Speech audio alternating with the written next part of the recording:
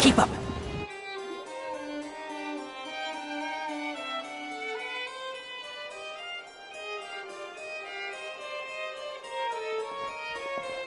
It's been a while, Monsieur Neuvillette. I must say, I wasn't expecting my meeting request to be approved quite so quickly. The Palais Mermonia operates with an efficiency worthy of admiration. It is only right that an esteemed diplomat such as yourself should be afforded the proper level of respect. Although, if I may speak plainly, I must confess that I did not anticipate we would have the occasion to meet again after presenting you with the Gnosis. I see you brought the Traveler and Paimon with you as well. If I may inquire as to the purpose of your visit. I'll be departing Fontaine shortly. There is, however, an outstanding matter that I would like to see resolved before I go. It requires a rather lengthy explanation, I'm afraid. So I took the liberty of explaining everything in this proposal. Please review it at your leisure, Monsieur Neuvillette.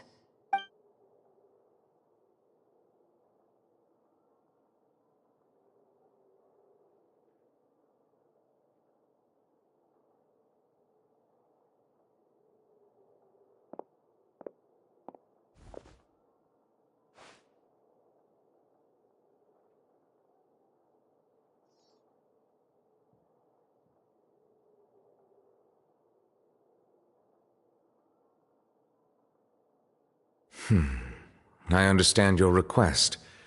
However, at the risk of causing offense, I must admit that I fail to see why you would wish for such a thing. I heard you have a certain fondness for water tasting, Monsieur Neuvillette, so allow me to use water as an analogy. A family is like a large body of water with countless rivers flowing in and out. As someone who watches over this system, I would hope that each river that flows from the source will eventually reach the ocean. Of course, objectively speaking, I know this is impossible. Most of the rivers will dry up along the way, disappearing into the ground and leaving nothing but a barren riverbed behind. Not all rivers are destined to reach the ocean, but I would not see their existence rendered meaningless. I believe the water that flows within them is simply meant for a different destination, like a field in need of irrigation. Or perhaps the glass of a certain water-tasting enthusiast. Did you get any of that, Traveler? Your words paint an optimistic picture indeed. Allow me to remind you, however, few among us are willing to sip from a glass filled with tainted water. It may have been tainted at one point in time, but not to worry. I'll make sure it's strained of all impurities and returned to its cleanest form. I seem to recall there being a transactional aspect to your proposal. Perhaps you could expound on that? If you accept my proposal, Monsieur Neuvillette, I will gradually withdraw my forces from Fontaine. And, unless absolutely necessary, I will no longer carry out any special missions within Fontaine. I presume I can take your words to mean that, in the future, cases similar to the Tartuffe assassination will cease to cross my desk? Tartuffe? Ah, that thief who embezzled funds from all those charities, you mean? My deepest condolences to his family, but without any evidence, I cannot imagine how the House of the Hearth might have been involved in his passing. Of course, if you accept my proposal, Monsieur Neuvillette, I'm sure certain measures could be taken to reduce the frequency of such troubles. You choose your words carefully indeed. In that case, I am inclined to accept your proposal. My thanks for your generosity, Monsieur Neuvillette. Well, with that settled, we should be going now. I took the liberty of bringing along 2 bottles of spring water from Snezhnaya for you to enjoy. I do hope I get the chance to hear your impressions. Perhaps at our next meeting, yes? Indeed. I trust you would not overlook your commitment in the meantime. All All right, Traveler Paimon. Time to go.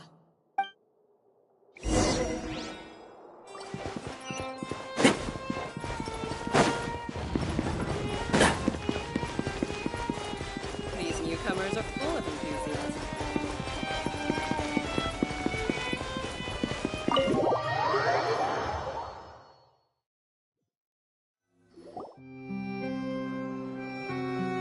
So, what exactly were you talking about back there?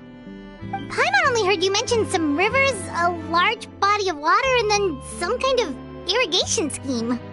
You really want to know? I would imagine there might be more pressing concerns at the moment. Winnie, Paimon really hopes everything's going okay. Oh, Paimon recognizes that look. You've got your thinking cap on, don't you, Traveler?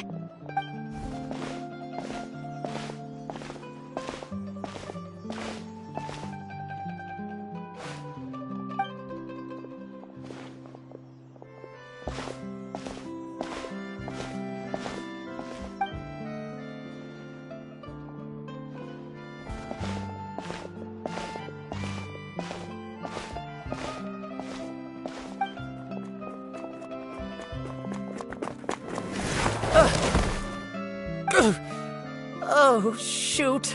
Are you alright? Oh, jeez. I'm so sorry.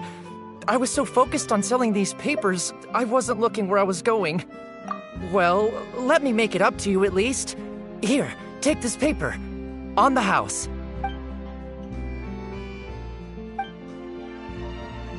Oh, you don't have to give us anything. Please, I want to. It's not like I'm short on supply. All the extras will be useless come tomorrow anyway. It's my fault, really. I was just trying to bring home some extra mora for the family, but I bit off more than I can chew. I haven't had many takers today, so I'm still swimming in papers. What's going on here? Nothing much. I just ran into your friend here on accident. I should probably get going, actually, so... Hold on.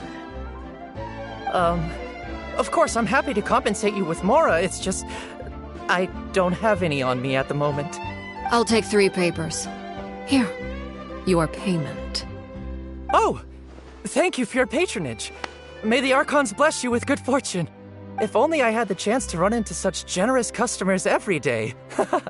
I should probably just take on a smaller inventory though, right? I'm getting married soon, so sometimes it's hard to not get ahead of myself. Anyway, I should head out. Goodbye!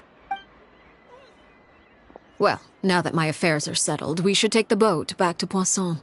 We've even acquired some light reading to enjoy along the way. Actually, why don't we stick around for a little longer? Paimon just realized how hungry she is. She can't head back to Poisson on an empty stomach.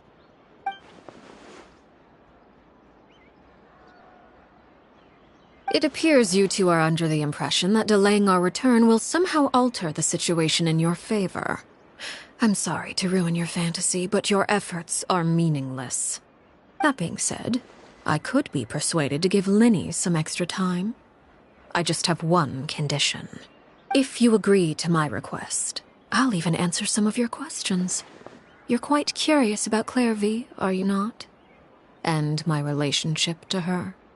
Wait, why are you being so generous all of a sudden? You're not gonna ask us to do something bad, are you? You overestimate yourself. You don't have the talent for bad things. Then what can you possibly... The most important consideration in a negotiation is that both sides receive something they want. Demands and threats only get you so far. Wonderful. Here it is. When the time comes, make the choice that you deem most appropriate in the situation, and lend your help to the House of the Hearth. Okay, sounds normal enough. But what do you mean, when the time comes? When is that supposed to be? That is for you to decide. Then we have a deal. Follow me.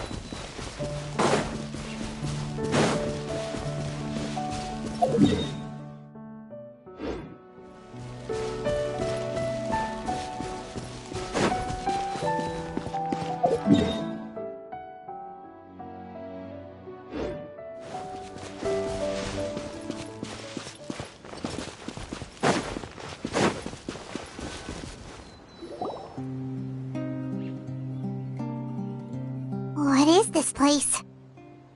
Somewhere long forgotten by everyone. It used to be a grand building. Now it's nothing more than a pile of rubble. No one comes here anymore, nor does anyone care about what once happened here. Although, this place does have something to do with the story I'm about to tell you. It was before I became a Harbinger, and before Linny and the others joined the House of the Hearth. Due to certain events, I first killed Clairvy and then her mother. And this is where it all happened. You were the one that killed Clairvy? Patience now. Allow me to explain Clairvy's side of the story first. I'll start from the beginning. Clairvy was 6 years old when she was brought by her mother, Crucibina, to live in the House of the Hearth. From the outside, it seemed like a fairy tale. A thriving family made up of kind adults and friendly children. Crucibina was the knave at that time, and the House of the Hearth was under her control. She was Clairvy's mother by blood, but she was also the mother to all the children in the house. Clairvy was happy here, for a time. But she quickly realized that being part of this family wasn't a fairy tale at all. It was a kind of purgatory. Purgatory? Exactly. The House of the Hearth takes in war orphans from all over Teyvat. But as for how to raise them, that depends entirely on the person in charge. Crucibina came up with a novel idea. She would teach the children to fight, force them to duel each other, and then crown as the king of the house the child who proved themselves most worthy of inheriting her title. It's difficult to estimate the number of children who died or were maimed in the process. There's little I can say about the ones who died. The ones that emerged with permanent injuries, on the other hand, well, they still served a purpose.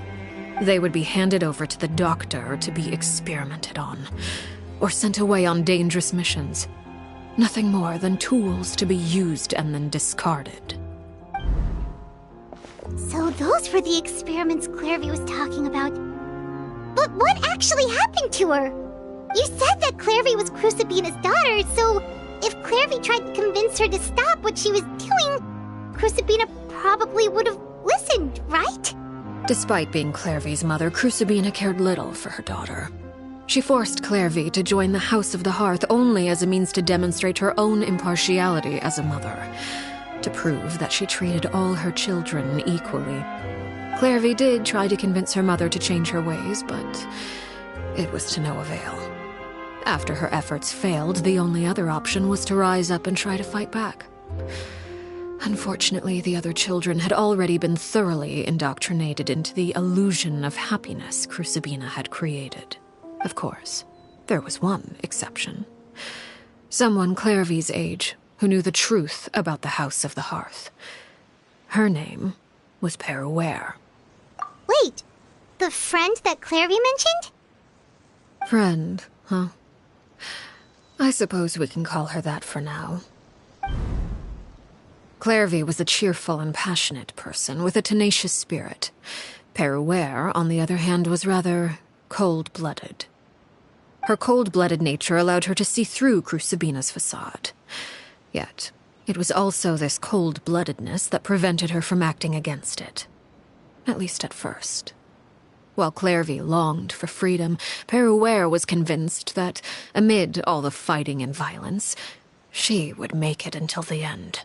Despite their differences, the two became fast friends, united by their knowledge of the truth. Clarevy told Peruware that she hoped to create a real family, where no one would be killed or sacrificed. There may have been a certain naivete to her ideas, but Clarevy proved her determination many times over.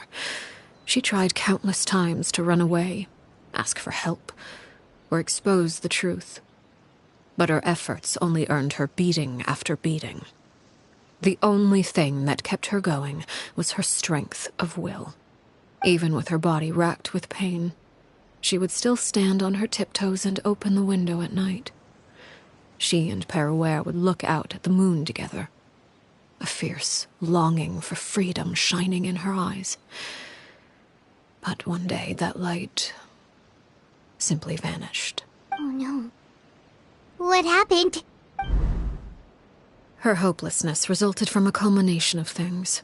10 years had passed. 10 years worth of failure after failure. She and Peruware weren't children anymore, but finding any chance to escape still seemed as hopeless as ever. It was during this time that Peruware suggested a new plan. If escaping was out of the question, why not take down the very person sitting on top of this throne of lies? Mother herself. Clarevy rejected that proposal. She claimed that, as a famous harbinger, Crucibina possessed an unimaginable amount of power. Trying to kill her would have an incredibly low chance of success. Clarevy never gave another reason, but Peruware could see it written all over her face. Clarevy still thought of Crucibina as her mother. Killing her own flesh and blood was a line she couldn't bring herself to cross. If she couldn't escape and fight back, then only one option remained. Precisely. Death was the only way that she felt she could be free. It happened during a duel. When she arrived at the dueling ring that day, her partner turned out to be none other than Peruware, the very person that had stood by her side all those years. It was a fierce battle. But ultimately, Clarevy decided to let Peruware end her life. From that moment on, Peruware's journey was one written in flames. When the rain finally came and washed it all away, there she stood, the sole victor in Mother's endless game of slaughter. A trail of corpses strewn across her path to success. It was the very result she had predicted 10 years prior. Even then, she believed she would make it until the end. She wasn't surprised by the fact that she emerged as Mother's undisputed heir. Rather, her success left her with an inexplicable sense of restlessness. She was unsettled, and there was only one thing that could quell that sensation. Perhaps you two would like to take a guess as to what it was? Crucibina, you mean? But... Correct. This is the place where Peruware killed her best friend. A mere year later, this is also the place where she fought tooth and nail to kill the mother they shared. The moment she acted, any conception of what was right or wrong ceased to matter. It's one of the principles of the house. Only those who survive get to write the rules.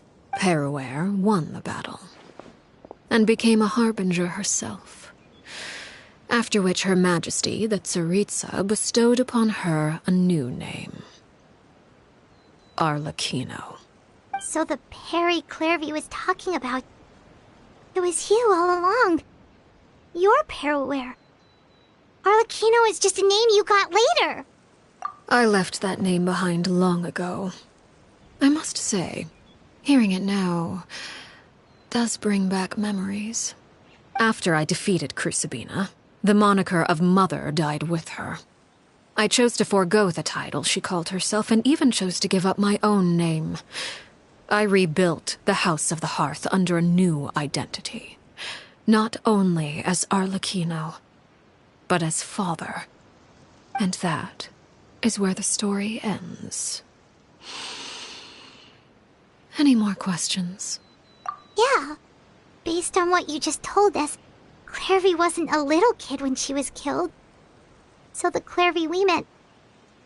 Was she really a spirit at all? I suppose you could call her an illusion born of flame. Her existence is like ashes to a fire. Something left over in the wake of blaze and ruin. You see, a certain power runs through my veins. It's not unlike a curse. My flames leave behind shadows of anything they consume. Of course, the chances of those shadows morphing into a sentient entity are exceedingly slim. Clairvy is a very special case. Clairvy died when she was 16 years old. But what emerged from the flames was her 6-year-old self. Her appearance wasn't the only thing affected. Most of her memories were lost to the blaze as well. Memory is a mysterious thing indeed. Losing a portion of your memories will alter your sense of self. Lose 10 years' worth, however, and it would be like living in the past. Like returning to a version of yourself that never grew up. No wonder Paimon got such a weird feeling when we were talking to her. Perhaps I should put it this way. Clairvy is someone trapped in time. It may seem like she exists with us in the present, but she truly lives in the confines of her own past. So if all of that is true, then you must have known about Clairvy for a long time. Indeed. She's a rather volatile and unstable entity. Sometimes she would look after the children. She's even saved some of their lives. But other times, she would hide from me and become obsessed with revealing the truth about the house to anyone who will listen. Shadows don't have the capacity to learn or grow. Any new information they encounter is quickly forgotten over time. Your attempts to expose Clairvy to sunlight. They failed, yes. The reason is actually quite simple. In Clairvy's mind, the house is impossible to escape, and it is this very perception that traps her there. But no matter. All I have to do is kill her again, and all will be resolved. I don't anticipate so much as a single speck of ash will be left behind this time. Wait! Paimon can understand why you might want her gone, but isn't there another way? So what if she's trapped in her 6-year-old self? She's still your friend! At least talk to her first! It's too late for that. She broke the rules, and now she must be punished. That goes for Filial and Nantoy as well. She's had quite the effect on them.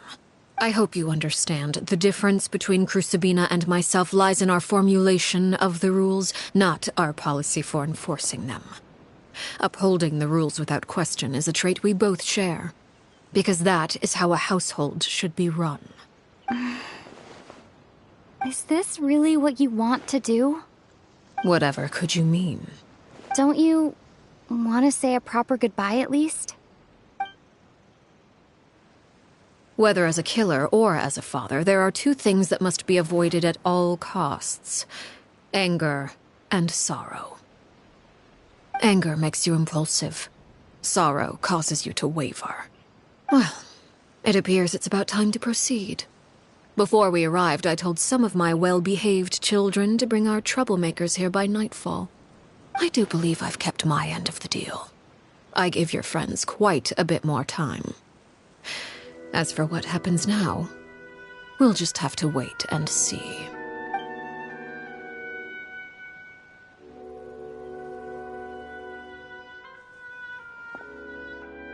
Here they are, Father. You gonna execute him? Seeing something like that would actually be a first for me. Lenny! I'm sorry. I heard about how you helped buy us more time, but I still failed. I couldn't find a way to fulfill her wish. Huh? Are you... Perry? Indeed, it's been a while, Clairvy. Perry! Shh, stay right there. I'm sorry to postpone our reunion, but first I believe certain scores need settling.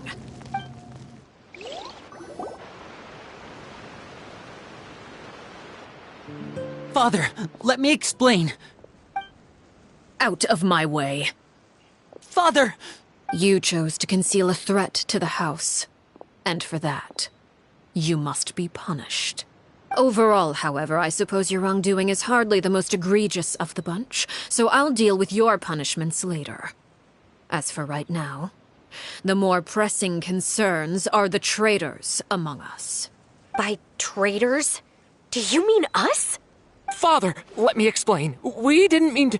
Fultz, why don't you share what you heard? Yes, Father. Secret Midnight Meeting number 3. Participants, Filial, Nantoy, Sato, Toddy. Nantoy clearly said, if only Father wasn't the one who took us in. Sato added, I'm sick of this life. I just want to live as a normal person. Filial was the worst of them all. She called us crazies and said a bunch of mean things about Father. I did not! You're lying! Fultz is trying to frame us. It's not like I'm the only one who heard those things. After that, you and Toddy and a bunch of other people started talking about Clairvy. You were using all those things Clairvy brought up as an excuse to question Father. We're birds locked in a cage. The only way out is to destroy it. That's what you said, wasn't it? You little... You just want me gone, don't you? What did I ever do to you, huh? And you, Sheplo, have you forgotten who stood by your sickbed, watched over you, and changed your dressings? Come on, let's hear it then. What's your reason for all this? You're wrong, Filial. We don't want you to die. You're our family. Liar. You wouldn't be doing this if that were the case. So why? Why have you backed us into a corner? We all live in the House of the Hearth. You know the type of work we do, Filial. A single betrayal can cost dozens of us our lives. It's not like it's never happened before. That kind of thing is hard to forget. That's why the House of the Hearth cannot tolerate any form of betrayal.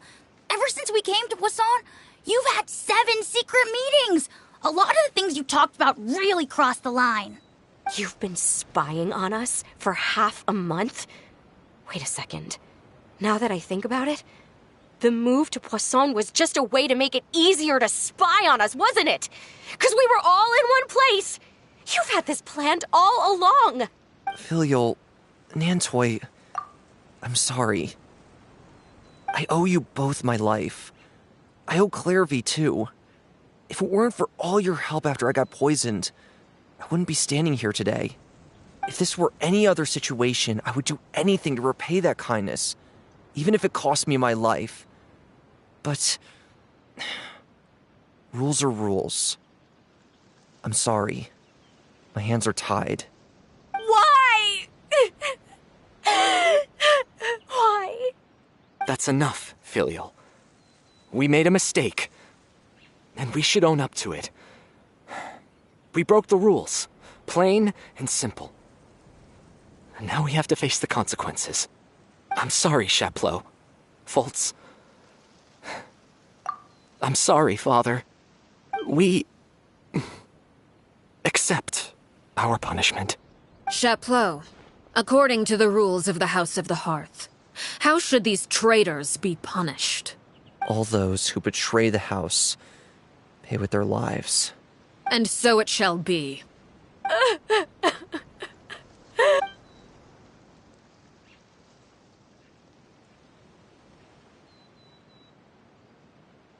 Father, please wait! Something you want to say, Linny? Please reconsider, Father. What Filial and the others did, does it really count as betrayal? We all come from broken families. From the very first day we joined the House of the Hearth, we wanted nothing more than to make it a real home. But the truth is, none of us know what a real home should look like. I'm not saying I have all the answers. All I know is this. Killing Filial and the others may uphold the rules, but doing so will only bring us further away from being a real family than we've ever been. So please, Father, please reconsider. I agree with Linny. Father, please. Linny, you... I also agree with Linny.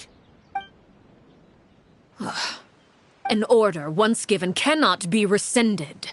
However, given the extent of your determination, I suppose we shall have to go about this a different way. Draw your weapons and face me. Our weapons? Father, are you referring to a duel? Precisely. The rules of the house will not be altered. Traitors must be punished. However, resolving disputes with a duel is also one of our rules, one that also applies to me. Demonstrate a sufficient showing of strength, and I shall offer a concession. Wait. Beat Father in a duel? Impossible. Father is way too strong, even for Linny.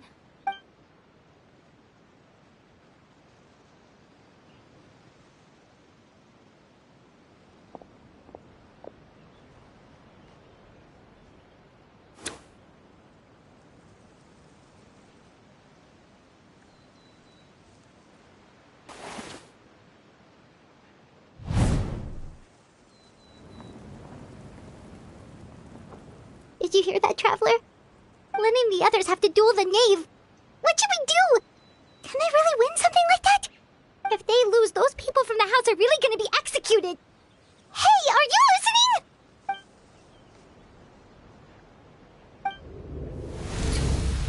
Don't you want to say a proper goodbye at least? Anger makes you impulsive. Sorrow causes you to waver.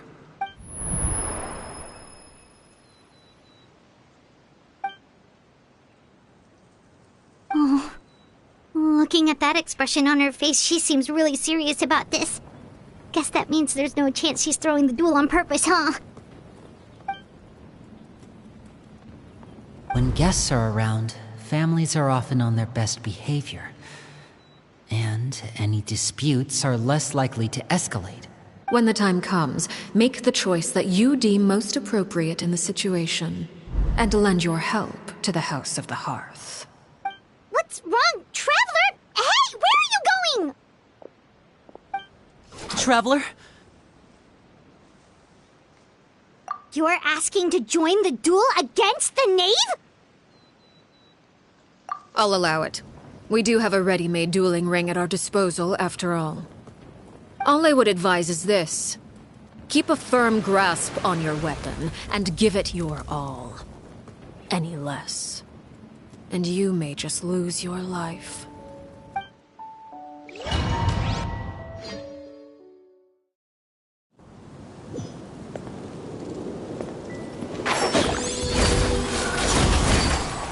Is it my turn now? I'll uproot you! Extract! Closer now. Where evil lurks, shoot on sight. Watch out for Father's movements! Can't see?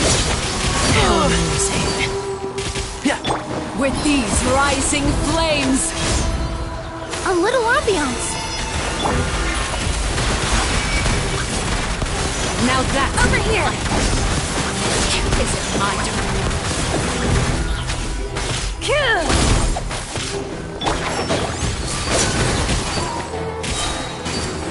I hear everything! Spare your energy.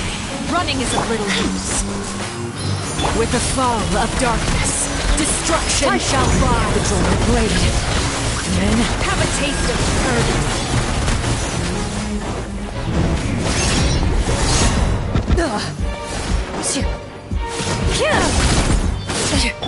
with the force. Is it my turn now? Watch out for Father's movements! Look. Trapped like a bunch of helpless animals. Hunt them down.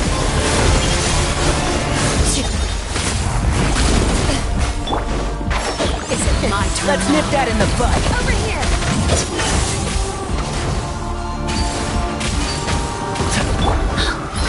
Fresh With and these full. rising flames! Into the shadows.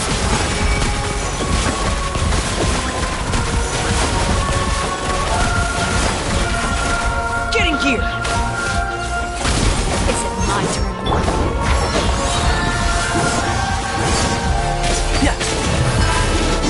Spare your energy. Running I'll is uproot you.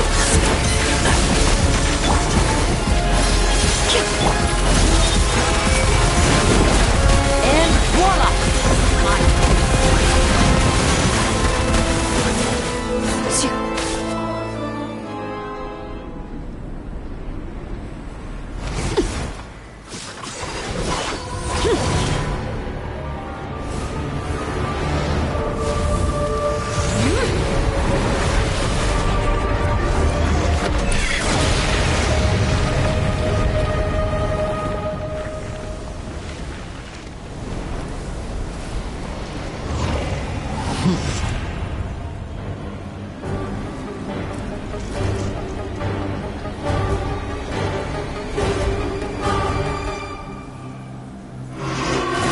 Kindness has been seared away. My blade is all that remains.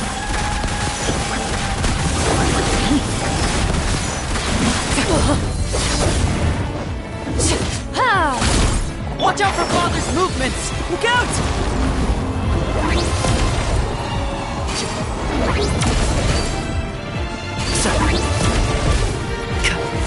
Reconstitute! Loaded. Time to testify. You're Now shit! made manifest.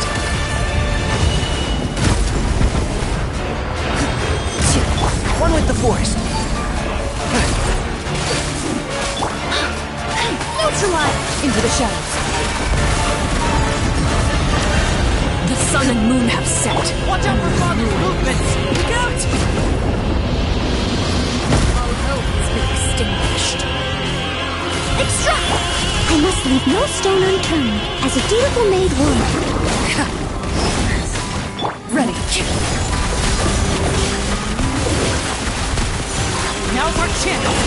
Over here! Can't see? Let's nip that in the bud.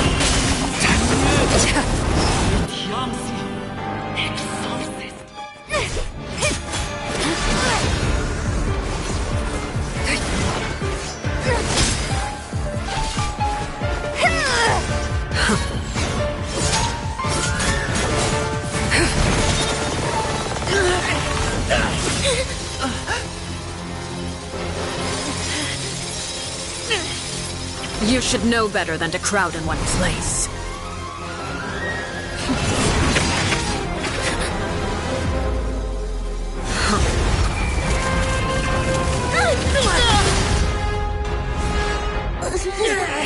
Oh, I know. No! I'm sorry, Father!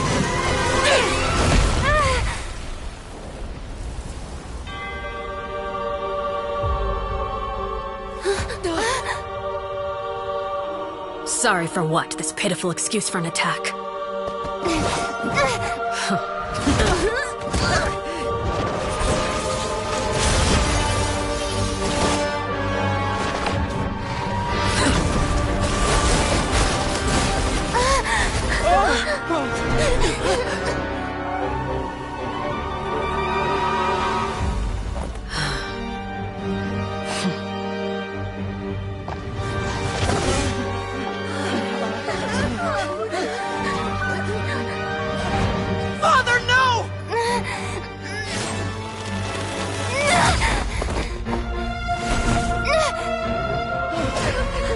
Made it out, did you? You're stronger than I expected.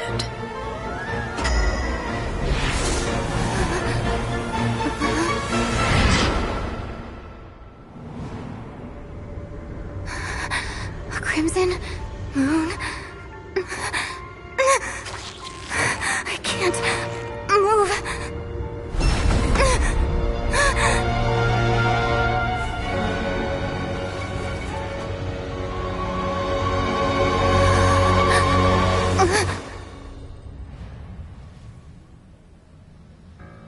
Still, not strong enough to beat me.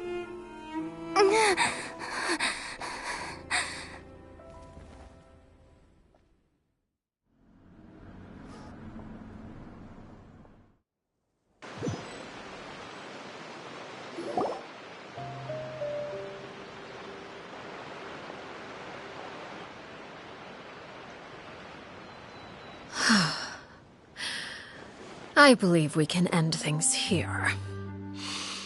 It's not often that we get to enjoy the company of guests, after all. We wouldn't want things to get too out of hand. Brother, are you alright? Lenny! Given that I am the victor of this duel, as agreed, the punishment stands. No! I never thought things would end like this. However, everyone involved in the duel demonstrated a remarkable level of strength and determination. In light of this, I'm prepared to change the method of execution. Elwar, the bottled flames I gave you for safekeeping. Do you still have them? Yes? I wasn't sure what they were for, but I kept them super safe. I didn't lose a single one. Wonderful. Then, in just a moment, I'll have you administer them. Bottled flames? Indeed. They're the product of a secret experiment. Under certain special circumstances, flames can be extracted from my person and preserved. Once ingested, searing pain will spread across every inch of your body. No harm will come to you physically, but your memories will be burned away. If you can withstand the pain. When you awake, you'll have forgotten everything you know about the House of the Hearth, and will be expelled from the organization. In other words, administering this concoction will kill the version of you that grew up in the house, and give you a new identity.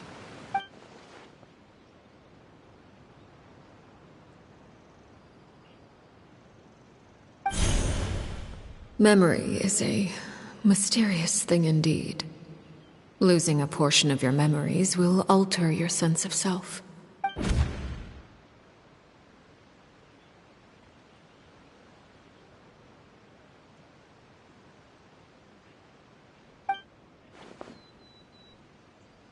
So, you're just letting us go, Father?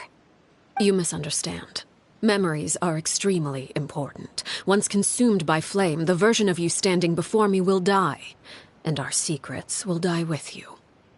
So no, I don't intend to just let you go, because the person who survives will be nothing but a stranger. Even so, I won't have to live in fear anymore. I'm sorry, Father. I'm sorry I let you down. But I really... Don't cry, Filial. You haven't left the house yet, so there are still rules to be followed, yes? Remember what I taught you. Anger makes you impulsive, sorrow causes you to waver. Don't let yourself be controlled by your emotions. Of course. I'll remember. Dry your tears, and go pursue the life you really want. Yes, Father. Chaplot, Foltz, Elwar. Take them back to Poisson. And bring Lenny and the others as well.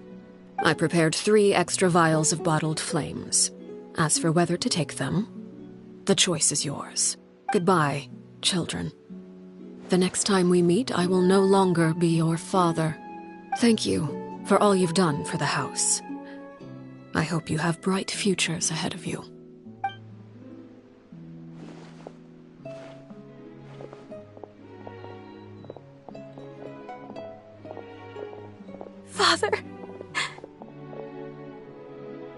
Let's go.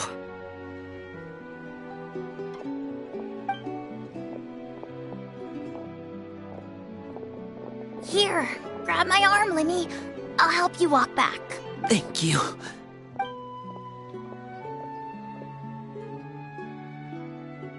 Clairvy.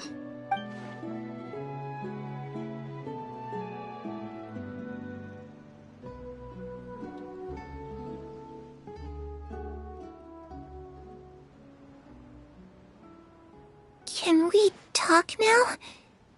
I've been waiting for a super long time. You really are Perry, aren't you? I haven't seen you in so long. How come you're all grown up? Wait, did I somehow travel to the future on accident? Or am I dreaming? What a long dream. Neither. You died, Clairvy. That's what happened. You could have at least sugarcoated it a little. Look, she's done speechless. Oh. Okay then. Huh? That's it? You accepted it just like that? Yep. If that's what Perry says happened, then I believe her. Perry wouldn't lie to me. Plus, I don't really need to know why I'm like this. I'm more curious about what happens in the future. If you're a harbinger now, Perry, that means Mother is gone, isn't she? Can you tell me about it? I want to know what happened to her. And to me. You never stopped trying to defy fate. At first, no one believed you. You could only vent your frustrations to the moon. In fact, you often sought comfort in the night sky. You wanted to see the aurora, so one night we promised each other we would go to Snezhnaya to see it together. Later on, you tried to run away, but you were brought back each time. Mother spared your life, but it wasn't out of kindness. Instead, she decided to make an example of you by slowly torturing you over time. That way, the other children would know what happens to traitors. Still, you never gave up. Mother hoped that through ruthless duel after ruthless duel, she would be able to crown an ultimate victor among the children she raised. But you called on everyone to unite, to fight to a draw in order to reduce casualties. Your efforts may have only delayed the inevitable, but still. You gave them hope. You tried everything you could think of, but every attempt ended in failure. Still, you never turned your sword on Crucibina, and you never turned it on me. On that gloomy day, you told me, for the last 16 years of my life, I've done everything I can to fight for freedom. But now, I realize that the only freedom I truly possess is the freedom to choose to die. I never imagined I would say something like that. I must have been feeling really worn down. But somehow, I still think I understand. According to Mother's plan, only one of us was going to make it until the end. And I always hoped that person would be you. If I could do it all over again, I still don't think I would make a different choice. Even when I first met you, I knew you'd be able to do what I couldn't. Is that so? Even now, I'm not sure I truly understand what kind of freedom you were trying to pursue. But as the head of the House of the Hearth and as the children's father, I've tried to give them the most basic of freedoms. The freedom to choose their own fate. It's something I discussed with the Eudex of Fontaine. The children who want to leave the house will have their memories wiped clean of all secrets pertaining to the organization. In return, they will be allowed to live a normal life in Fontaine without being prosecuted for their past. Of course, I won't simply hand freedom to them on a silver platter. They have to fight for it and prove themselves worthy of it. Only freedom that is earned has true value. That's more than enough. That's exactly the kind of life I was fighting for.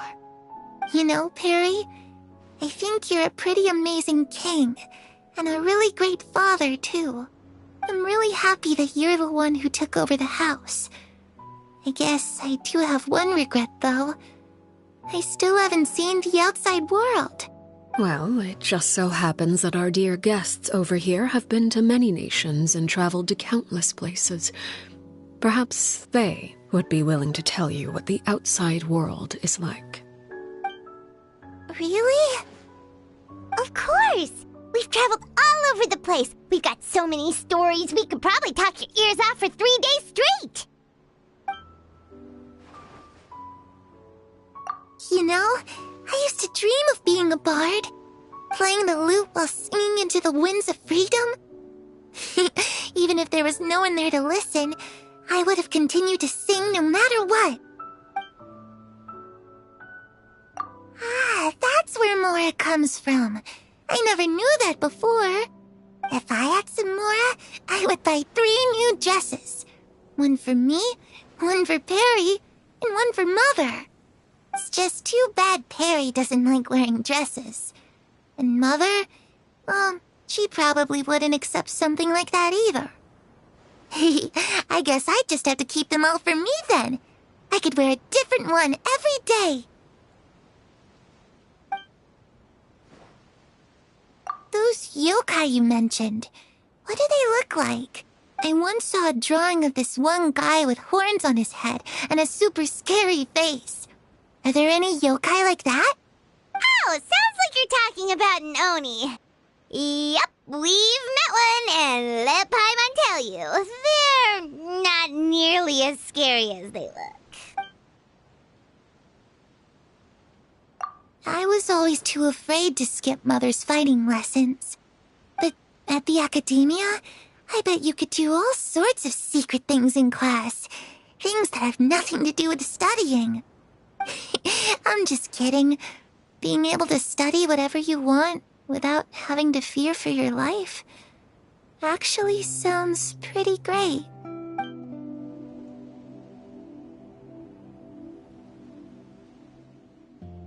The situation was super dangerous. Lenny and Lynette were accused of committing a crime, and they were going to have to stand trial at the Opera Epicles. Oh no, that must have been hard for all of you. What happened next? Don't worry, we were able to turn the situation around super quickly, all thanks to Detective Paimon, of course. How'd you do that? Come on, tell me. Okay, so it was like this. After the failed magic show, we rushed to the scene and...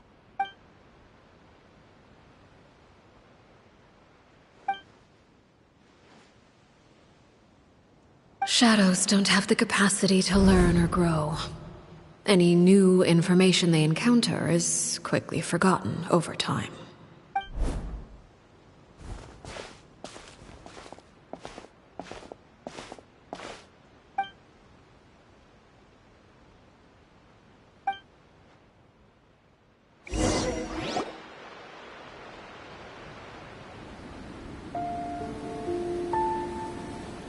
Clairvy, you've worked tirelessly from the shadows to overthrow the House of the Hearth.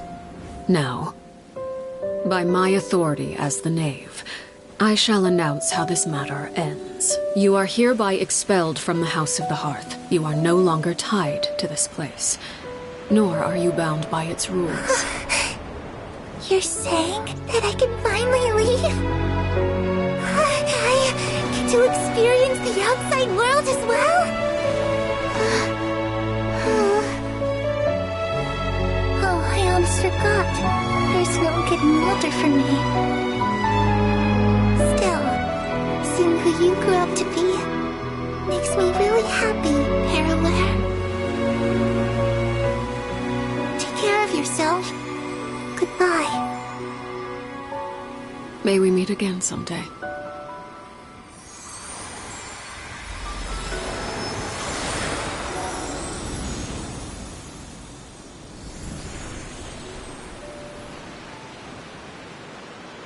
Clairvy. She left so soon. Paimon didn't even get to finish her story. I also have certain sentiments left unsaid. I wanted to tell her that the aurora I saw in Snezhnaya was just as beautiful as the ones in the pictures. But a shadow's memories reset at dawn. Had we delayed any longer, we wouldn't have had the time to say goodbye. Whatever regrets may linger, let them be lost to the coming of a new day. Father? It's Linny! Hey, Linny!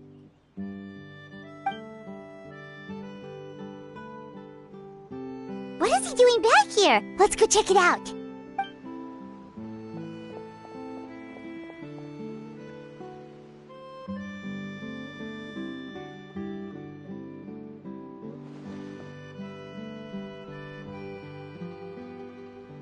Father, the bottled flames have been administered. Filial and the others have left the house. And you? What have you decided? Thank you for giving us that choice, Father. But we never wanted to leave the house. It's the only home we've ever known. Lynette and Fremine feel the same way. They're recuperating back at the Hotel Bouffe d'été. But I decided to come back and tell you where we stood. I'm sure you're well aware of the expectations I have for you. I want you to follow in my footsteps and become the next king of the house. Yet you seem to have different ideas. I must admit, I'm rather surprised by your decision to stay. There's nothing wrong with choosing to live a quiet life. Leading this organization is a heavy responsibility, one not so easily carried by someone forced onto the throne. I just never understood what you saw in me. What made you believe I was deserving of that throne? You're brave, talented, and, most importantly, you cherish your family. You would do anything to protect them, even if it costs you your life.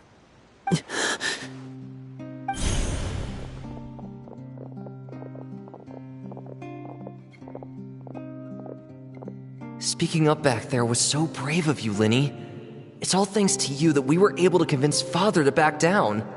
You're a hero, Linny. Hero? Father is the real hero. Had Father gone all out during the duel, there's no way I would have walked away with my life. She must have had it all planned from the beginning, from the very moment she suggested a duel. I'm not deserving of that title. I'm not strong enough or smart enough. You're wrong. In my opinion, all you need to be deserving of the throne is conviction and the necessary strength to act on it. We may have different ideas of what it means to be a family, but you can hardly be said to lack conviction. What you truly lack is strength.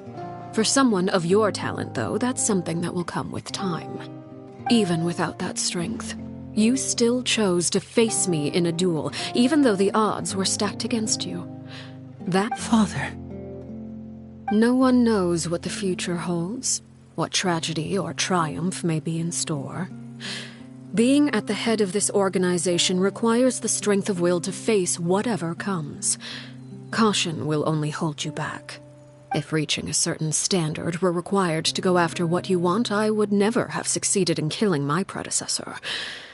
Back then, there was still a considerable gap between our abilities. Strength may decide the ultimate victor, but those who let a lack of strength dictate their decisions or undermine their convictions will never be worthy of the throne. I understand, Father. Thank you. Children must grow up to surpass their parents. Only then can a family continue to flourish. The road ahead is not an easy one, so I'll ask you one last time.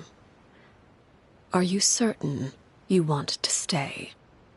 You've done so much for me, Father, and that kindness must be repaid. Plus, with Project Stuja at hand, there are many dangers ahead, and I, for one, don't intend to back down. Protecting my family at all costs.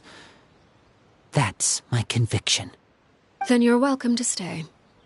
As for Project Stuja, you need not be too concerned. If those cowardly businessmen and heartless dignitaries try to take us down, I'm prepared to teach them a lesson. Having members who longed for the light was our organization's last weakness. With those members no longer among our ranks, the House of the Hearth is like a spider hiding in the shadows. We need only wait for our prey to come to us. At present, our imperative is to use their plan to our advantage. In doing so, a crimson moon shall rise amid the frigid blizzards of winter. No demonstration of loyalty shall go unrewarded, and no sacrifice shall be in vain. As for the two of you, whether we meet again as friend or foe, I'll remember the camaraderie we shared in this moment. No matter how arduous the journey ahead, I hope we both reach our desired destination.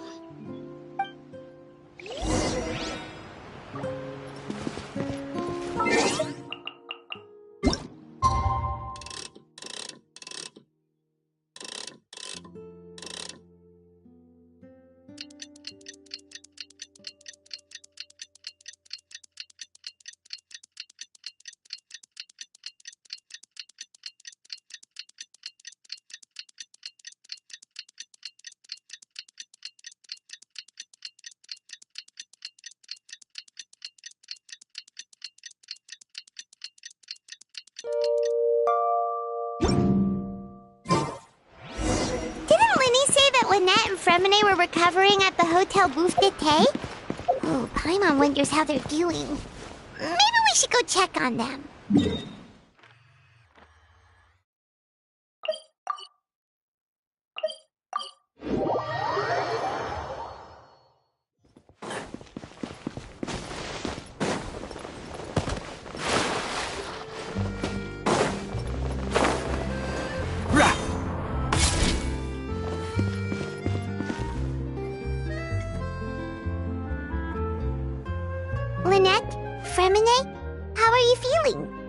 Much better. Whew, what a relief! What about you? Are you feeling alright? I knew you'd come out unscathed. Us, on the other hand, well, we've been bedridden for 2 days. I couldn't even turn over. Oh, and I wanted to ask, is Clairvy gone? Linny and the other members have left Poisson and returned to the House of the Hearth. According to him, there haven't been any more sightings of a spirit roaming the house. I see. I'm glad. Father came to check up on us 2 days ago and told us about what happened with Crusabina and Clairvy. Actually, I've met Crusabina before. Wait, what? You've met the former knave? Crusabina died a year after Clairvy. It was during the year between their deaths that I joined the House of the Hearth. Crusabina had an extremely cruel and radical way of doing things. While she was alive, the atmosphere in the house was suffocating. When I joined, though, the experiment she valued so much had already come to an end, and all the people involved, dead and injured alike, were gone. Crusabina never talked about the past with us newcomers. A couple of months after I joined, Father killed Crusabina and burned all her files. With that, the names of all the people subjected to her experiments, Clairvy included, were lost to the flames, along with the painful memories they represented. Father took in Lenny and me a couple months after that, but she never mentioned anything about Crusabina or Clairvy. It really seems like something she was planning to keep to herself. The last time you talked to her, did she mention why she kept it a secret for so long? She said she didn't want us to be affected by the darkness of the past. She was worried we'd develop a false sense of gratitude towards her if we knew about it. The foundation of a family should be free of any corrupting influence. Whatever happened in the past, it has nothing to do with who we are now. And that's what Father told us in the end. But I still thanked her for everything. It was only after hearing about what Crusabina did that I finally realized how insignificant our lives could have been. The members of the house meant nothing to her.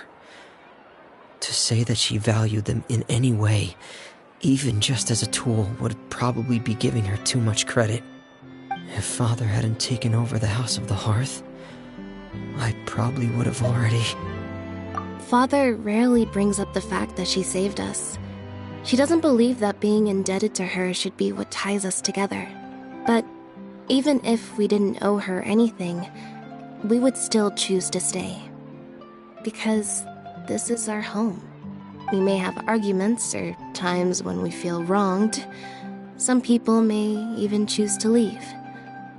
But as long as Father is here, we will always have a home. Whether the path before us is bathed in sunlight or shrouded in shadow, we'll follow Father wherever she chooses to go. So I wanted to say thank you for helping us make it through this crisis. Without your help, we could have lost a lot more along the way. Oh, we didn't do anything, really. Of course. You're welcome anytime. Are Filial and Nantoy okay? I actually saw them at a cafe this morning. They didn't recognize me. From what I could tell, they were drinking coffee and talking about one of the operas that started running recently. They seemed happy. If I had to take a guess, I would say they finally found the kind of life they always wished for.